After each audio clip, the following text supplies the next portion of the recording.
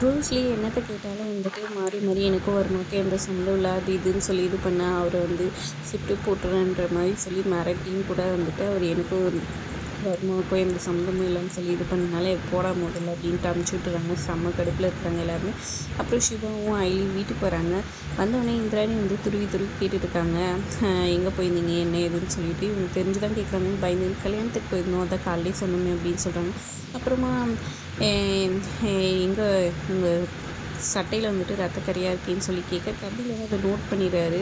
இங்கே ப்ரூஸ்லி பாட்டு பாடினது யோசிச்சு பார்த்து ஐயோ இவனா போலீஸாக இருக்கணும் அப்படின்னு யோசிக்கிறாங்க. ஒன்றும் இல்லை, இது வந்து குங்குமம் கோயிலுக்கு போயிட்டு போகணும், அந்த இடத்துல குங்குமம் ஆயிடுச்சுன்ற மாதிரி சொல்லிட்டுருக்காங்க.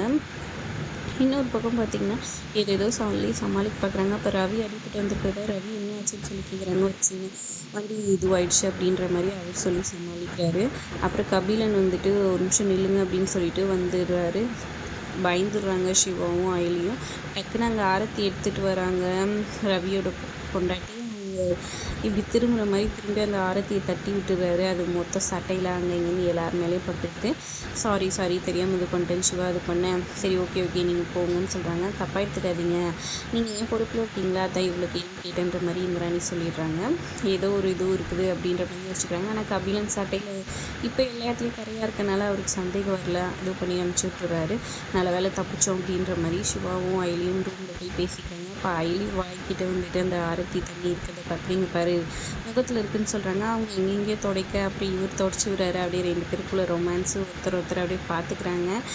அப்போ கரெக்டாக பூர்ணி வராங்க. பூர்ணி வந்தோடனே சாரி அப்படின்ற மாதிரி சொல்கிறாங்க. இல்லை ஒன்றும் இல்லை, இந்த மாதிரி நாளைக்கு பாப்பாவுக்கு பர்த்டே பாவைக்கு வீட்டிலே செலிப்ரேட் பண்ணுவோம், நீங்கள் எங்கேயும் போயிடாதீங்கன்னு அக்கா சொல்ல சொன்னாங்க, அதுதான் அப்படின்ற மாதிரி சொல்லிட்டு போயிடுறாங்க.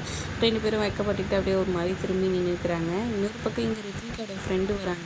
சேனலில் ஏதோ ஒரு அட்வர்டைஸ்க்காக வந்துட்டு அப்ளை பண்ணியிருந்தோம், மேடம் வேணான்ட்டாங்க, அதை பற்றி பேசுகிறதுக்காக தான் வந்திருக்கோம் இந்திராணி மேம் கிட்டேன்னு சொல்கிறாங்க. சரிடா, அது இது பண்ணுறது வந்துட்டு என்னோடய ஹஸ்பண்டும் தான், நான் அவரும் சரின்னு சொன்னால் ஓகே தான், நான் அவர்கிட்ட பேசுகிறேன்னு சொல்லிட்டு உடனே கபிலனை கூப்பிட்டு சொல்கிறாங்க. நான் இதில் எக்ஸ்பீரியன்ஸ் இல்லை, அக்கா தான் எதுவாக இருந்தாலும் முடிவு எடுக்கணும்னு கபிலன் சொல்ல ரித்திகா செம்ம கடுப்பாயிடுறாங்க. ஒரு பக்கம் இந்திராணி வந்தோடனே இந்திராணி உங்களுக்கு தான் முடியாதுன்னு சொல்லிட்டு போங்கன்னு சொல்கிறாங்க. இங்கே பாருங்கள், அவங்க என் ஃப்ரெண்டுன்னு சொல்கிறாங்க. அவங்க ஃப்ரெண்டாக இருந்தால் அதெல்லாம் ஒன்றும் பண்ண முடியாது, அவங்களுக்கெல்லாம் வேணான்னு சொல்லிட்டு அப்படின்னு சொல்கிறாங்க.